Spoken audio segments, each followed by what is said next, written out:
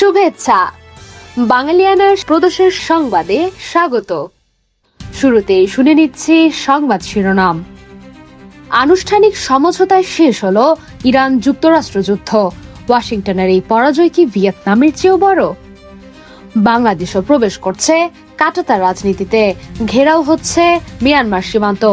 নজরে ভারতের সঙ্গে রজার্ট ক্লিফ লাইনও। এবার অন্যান্য সংবাদের সঙ্গে বিস্তারিত।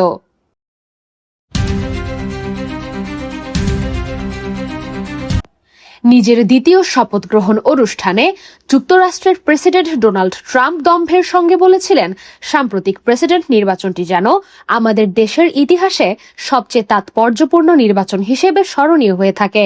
উপসাগরীয় যুদ্ধে পরাজিত হয়ে ট্রাম্প সেই লক্ষ্য অর্জন করেছেন। ইরানের বিরুদ্ধে সামরিক অভিযান শুরু করার সিদ্ধান্ত নিতে তাকে অন্যরা উৎসাহ দিলেও সিদ্ধান্তটি সম্পূর্ণ তার নিজের ছিল। ইরানের সঙ্গে কার্যত হেরে গিয়ে নিজের দ্বিতীয় মেয়াদকে ঐতিহাসিক বানিয়ে ফেলেছেন ট্রাম্প। এই সিদ্ধান্ত এমন এক বিপর্যয়ের জন্ম দিয়েছে যা কৌশলগত দিক থেকে ভিয়েতনাম যুদ্ধে যুক্তরাষ্ট্রের পরাজয়ের চেয়েও অনেক বড়। বাহ্যিকভাবে দেখলে ইরান যুদ্ধে পরাজয়কে যুক্তরাষ্ট্রের অন্যান্য সামরিক পরাজয়ের মতো মনে হবে না।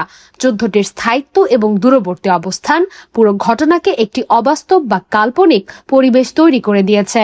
যুদ্ধে হাজার হাজার ইরানি সামরিক সদস্য ও সাধারণ মানুষ নিহত হয়েছেন, তবে আমেরিকানদের প্রাণহানি ছিল অনেক কম। এ পর্যন্ত 20 জনেরও কম মার্কিন সেনা নিহত হয়েছে, আর তাদের অনেকেই একটিমাত্র হামলায় প্রাণ হারিয়েছেন। তুলনামূলকভাবে ভিয়েতনামিরা যাকে আমেরিকান যুদ্ধ বলে, সেই যুদ্ধের ব্যাপ্তি ছিল শ্বাসরুদ্ধকর। দক্ষিণ পূর্ব এশিয়ার বিস্তীর্ণ আকাশ ও জঙ্গলে 1 দশকেরও বেশি সময় ধরে চলা যুদ্ধে লাখ লাখ মানুষ প্রাণ হারিয়েছিল, যাদের অধিকাংশই ছিলেন বেসামরিক। আবার তাদের মধ্যে প্রায় 60,000 মানুষই ছিলেন আমেরিকান। অভিজ্ঞতাটি এতটাই তিক্ত ছিল যে পরবর্তী এক প্রজন্ম ধরে আমেরিকানরা যখন ভিয়েতনাম শব্দটি উচ্চারণ করত, তখন তাদের মধ্যে একটি দেশের চিত্র ফুটে উঠত না। তবে প্রাণহানি কম হলেও যুক্তরাষ্ট্রের জন্য ইরান ভিয়েতনামের চেয়ে বেশি গুরুত্বপূর্ণ ছিল, সে ব্যাপারে কোনো সন্দেহ নেই। এটি প্রশ্ন তুলেছে যে ইরানের চেয়েও শক্তিশালী কোনো প্রতিপক্ষের বিরুদ্ধে যুদ্ধের জন্য যুক্তরাষ্ট্র কতটা প্রস্তুত। এই যুদ্ধের উচ্চ প্রযুক্তি নির্ভর লড়াইয়ের স্থায়ী প্রতীক হয়ে থাকবে তথ্য ভাণ্ডারের একটি সম্ভাব্য ভুলের কারণে নিহত ইরানি স্কুল ছাত্রীদের রক্তমাখা ব্যাগ। আর যদিও মার্কিন প্রতিরক্ষা ব্যবস্থা ইরানের ক্ষেপণাস্ত্র ও একমুখী আক্রমণকারী ড্রোনের বিরুদ্ধে ভালো কাজ করেছে, তবুও ইরান সেসব প্রতিরক্ষা ভেদ করে উল্লেখযোগ্য ক্ষতি করতে সক্ষম হয়েছে। এতে প্রশ্ন উঠেছে, আরো মনোযোগী শত্রুর বিরুদ্ধে বা দীর্ঘস্থায়ী সংঘাতে এসব ব্যবস্থা কতটা কার্যকর হবে। কৌশলগত দিক থেকে ফলাফল আরো ভয়াবহ। যুক্তরাষ্ট্র এক ধরনের শাসনে পরিবর্তন ঘটাতে পেরেছে বটে, কিন্তু তেহরানকে অনুগত অংশীদারে পরিণত করার বদলে যুদ্ধটি ইরানকে আরো কট্টরপন্থী করে তুলেছে। ফলে দেশটির কার্যকর নিয়ন্ত্রণ এখন ইসলামী বিপ্লবী গার্ড বাহিনীর হাতে চলে গেছে।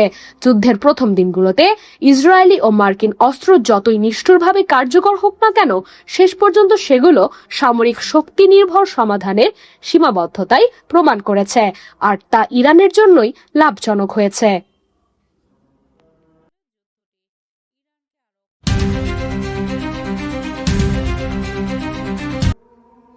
সীমান্ত সুরক্ষা ও অপরাধ দমনে মিয়ানমার সীমান্তে কাঁটাতারের বেড়া নির্মাণের উদ্যোগ নেওয়া হয়েছে বলে জানিয়েছেন স্বরাষ্ট্রমন্ত্রী সালাউদ্দিন আহমেদ। 17 জুন জাতীয় সংসদে পাবনা 5 আসনের সংসদ সদস্য শামসুর রহমান শিমুল বিশ্বাসের প্রশ্নের জবাবে তিনি এই তথ্য জানান। যদি এই পরিকল্পনা বাস্তবায়িত হয়, দক্ষিণ এশিয়ার আরও একটি সীমান্ত কাঁটাতারের আবরণে ঢাকা পড়তে যাচ্ছে। অবশ্য মিয়ানমার সীমান্তে অনুপ্রবেশ বাংলাদেশের জন্য বরাবরই মাথা ব্যথার কারণ হয়ে আছে। সীমান্ত সুরক্ষায় সরকারের গৃহীত পদক্ষেপের মধ্যে রয়েছে মিয়ানমার সীমান্তে বেড়া নির্মাণের উদ্যোগ এবং ভারত সীমান্তের স্পর্শকাতর স্থানে বেড়া নির্মাণের কার্যক্রম প্রক্রিয়াধীন রাখা। তবে এই প্রকল্পগুলোর ব্যয়, সময়সীমা বা ভারত সীমান্তের নির্দিষ্ট কোনো স্থানের নাম মন্ত্রী প্রকাশ করেননি। দক্ষিণ পশ্চিম ও উত্তর পশ্চিম সীমান্তের অতি সংবেদনশীল এলাকায় স্মার্ট বর্ডার সার্ভেলেন্স সিস্টেম বসানো হয়েছে। এছাড়া দুর্গম এলাকায় drone, thermal imager, night vision device ও সিসিটিভির মাধ্যমে 24 ঘন্টা নজরদারি জোরদার করা হয়েছে। সীমান্তে বিএসএফ কর্তৃক বাংলাদেশি নাগরিক হত্যাকে স্বরাষ্ট্রমন্ত্রী অত্যন্ত দুঃখজনক এবং মানবাধিকারের সুস্পষ্ট লঙ্ঘন হিসেবে অভিহিত করেছেন। তিনি জানান, বিজিবি বিএসএফ মহাপরিচালক পর্যায়ের প্রতিটি সম্মেলনে বাংলাদেশ সীমান্তে প্রাণঘাতী অস্ত্র ব্যবহারের তীব্র বিরোধিতা করেছে। সাম্প্রতিক সময়ে বিএসএফ এর পুশিন করা হাজার হাজার মানুষকে পতাকা বৈঠকের মাধ্যমে গ্রহণ করে সংশ্লিষ্ট থানায় হস্তান্তর করা হয়েছে। গত এক বছরে বিজিবি 1979 কোটি টাকার চোরাচালান পণ্য আটক করেছে এবং মাদকের বিরুদ্ধে কঠোর অভিযান চলমান রয়েছে।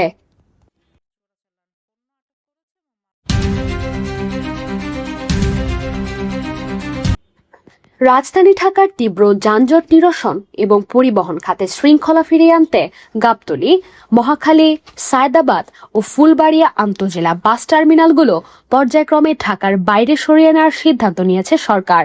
এই বিশাল কর্মযজ্ঞ সম্পন্ন করতে সব মিলিয়ে 2 থেকে 2.5 বছর সময় লাগবে বলে জানিয়েছেন সড়ক পরিবহন, সেতু, নৌ পরিবহন ও রেলপথ মন্ত্রী শেখ রবিউল আলম। সচিবালয়ে Bangladesh secretariat reporters forum BSRF আয়োজিত এক সংলাপে অংশ নিয়ে তিনি এই সরকারের এই মেগা পরিকল্পনার কথা জানান। সংলাপে মন্ত্রী বলেন, বর্তমানে রাজধানীর ভেতরে থাকা বাস টার্মিনালগুলো কার্যত ডিপো এবং ওয়ার্কশপ হিসেবে ব্যবহৃত হচ্ছে, যা শহরের স্বাভাবিক যান চলাচলে মারাত্মক বিঘ্ন ঘটাচ্ছে। এই জটিল পরিস্থিতি থেকে স্থায়ীভাবে বেরিয়ে আসতে রাজধানীর বাইরে আধুনিক সুযোগ সুবিধা সম্বলিত নতুন ডিপো ও টার্মিনাল গড়ে তোলার সুনির্দিষ্ট পরিকল্পনা নেওয়া হয়েছে। নতুন পরিকল্পনা অনুযায়ী টার্মিনালগুলোর স্থানান্তরের রূপরেখা তুলে ধরে মন্ত্রী জানান, সায়দাবাদ বাস টার্মিনাল সরিয়ে নেওয়া হবে কাঁচপুরে, ফুলবাড়িয়া টার্মিনাল স্থানান্তর করা হবে কেরানীগঞ্জে, গাবতলী টার্মিনাল নিয়ে যাওয়া হবে হেমায়েতপুরে, আর মহাখালী টার্মিনাল সরিয়ে নেওয়া হবে উত্তরার আব্দুল্লাপুর সংলগ্ন এলাকায়। শেখ রবিউল আলম স্পষ্ট বলেন, এখনই হুট করে টার্মিনালগুলো পুরোপুরি সরিয়ে নেওয়া হচ্ছে না। প্রথম ধাপে নতুন নির্ধারিত স্থানগুলোকে বাস ডিপো হিসেবে ব্যবহার করা হবে। এরপর পর্যায়ক্রমে দূরপাল্লার বাসগুলো সেখানে স্থানান্তরিত হলে বর্তমান টার্মিনালগুলোর থাকা অতিরিক্ত চাপ অনেকটাই কমে আসবে। পুরো প্রক্রিয়াটি ধাপে ধাপে সম্পন্ন হতে 2 থেকে 2.5 বছর লাগলেও এর অনেক আগেই পরিবহনের রুট ও ব্যবস্থাপনায় দৃশ্যমান পরিবর্তন শুরু হবে।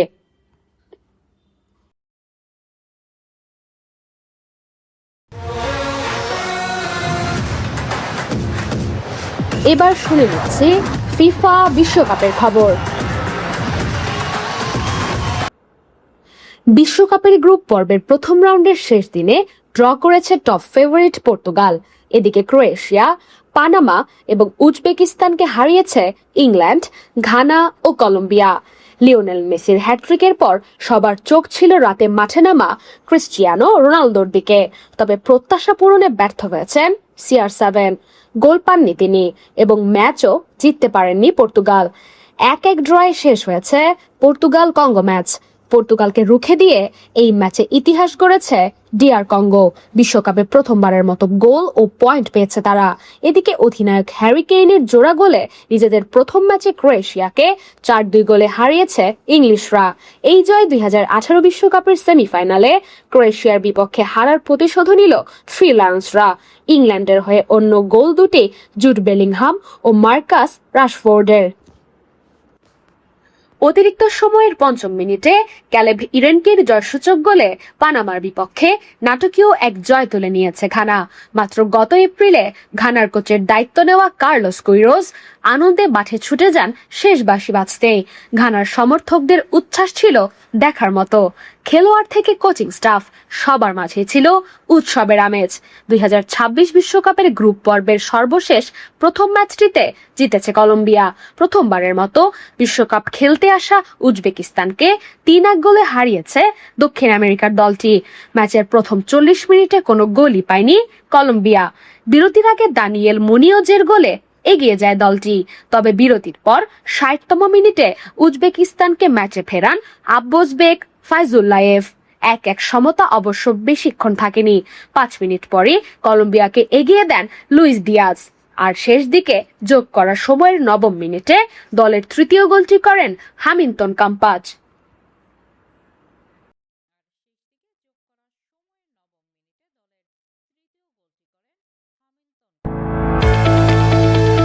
এবার শুনে নিচ্ছি বাঙালিয়ানার বাণিজ্য সংবাদ।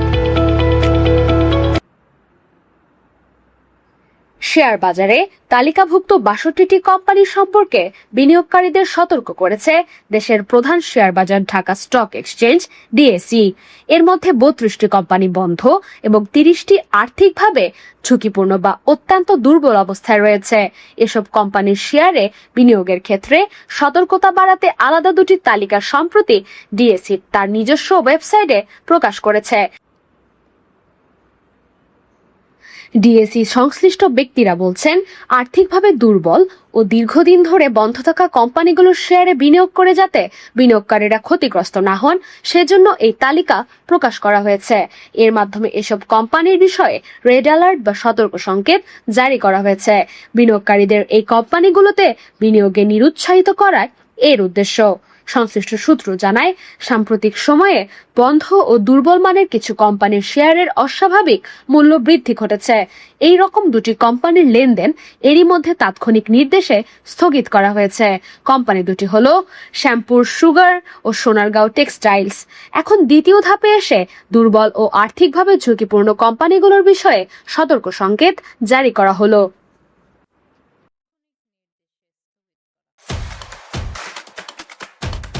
এবার শুনে নিচ্ছি বাঙালিয়ানার ক্রীড়া সংবাদ। ফুটবল ইতিহাসের সেরা ফুটবলার লিওনেল মেসি এবং ক্রিস্টিয়ানো রোনালদো, এটা নিয়ে বিতর্কের শেষ নেই। কেউ কেউ এগিয়ে রাখছেন আর্জেন্টাইন ফুটবল জাদুকরকে, আবার অনেকে পক্ষ নিচ্ছেন পর্তুগিজ সুপারস্টারের। দুজনকে নিয়ে এই বিতর্ককে এবার মেসির পক্ষই নিলেন ব্রাজিলিয়ান কিংবদন্তি ফুটবলার রোনালদো নাজারিও। পর্তুগিজ সংবাদ মাধ্যম এবোলাকে দেওয়া এক সাক্ষাৎকারে ব্রাজিলের এই বিশ্বকাপ জয়ী কিংবদন্তি মেসির প্রশংসায় পঞ্চমুখ হন। কানসাস সিটিতে ডিফেন্ডিং চ্যাম্পিয়ন আর্জেন্টিনার ৩-০ গোলের দাপটে শুরুর পর রোনালদো নাজারিও বলেন, বিশ্বের এখন লুকোচুরি বন্ধ করার এবং এই সত্যটি মেনে নেওয়ার সময় এসেছে যে মেসি ইতিহাসের সেরা খেলোয়াড়। সে প্রতিটি মৌসুমে এবং বিশ্বকাপে যেভাবে পারফর্ম করে যাচ্ছে, এরপরও তাকে নিয়ে মানুষের মনে সন্দেহ থাকে কি করে। বাঙালিয়ানার প্রদোষের সংবাদ শেষ হলো। ধন্যবাদ।